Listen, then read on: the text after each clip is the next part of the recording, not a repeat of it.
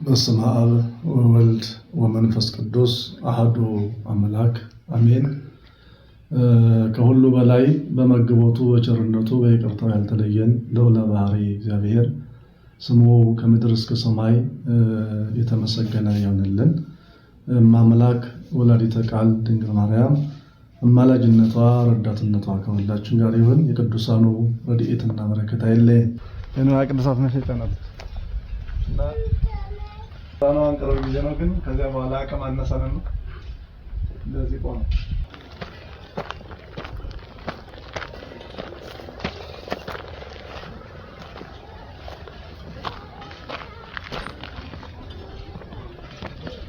የኛው ለሴራሚክ ያለው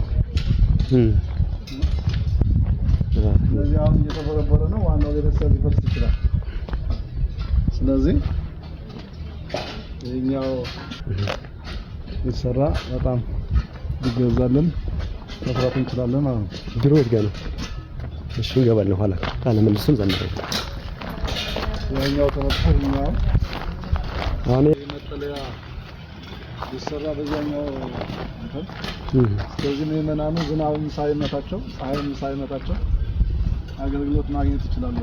አካባቢው መጠለያ ቢኖረው ቤተክርስቲያኑ ያው ከከተማ ወጣ ያለ ስለሆነ በጣም እጅግ ለካህናት ደሞዝ መክፈል እንኳን ያቃተው ነው እና ከዚህ አንፃር በጣም እየተቸገረን ነው የምንገኘው።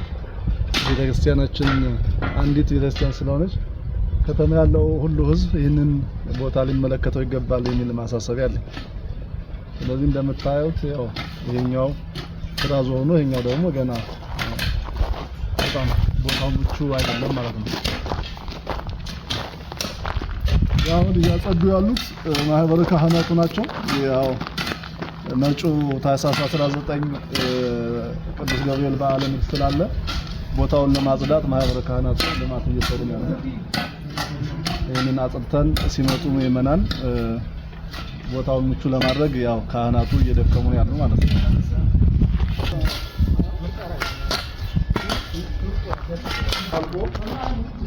ሙሉ አገልግሎት ስላልሰጠ ተጀምሮ ስለቀረ አሁን ድሮች እየፈረሱ እየወዳደቁ ነው የሚገኙት።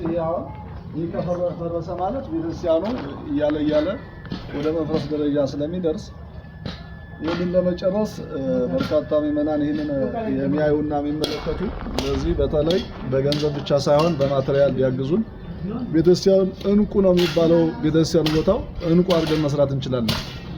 ይሄ ጥሪ ይህንን ሐሳብ የሚሰሙ ሁሉ ለዚህ ቤተክርስቲያን ሐሳባቸውን ማንነት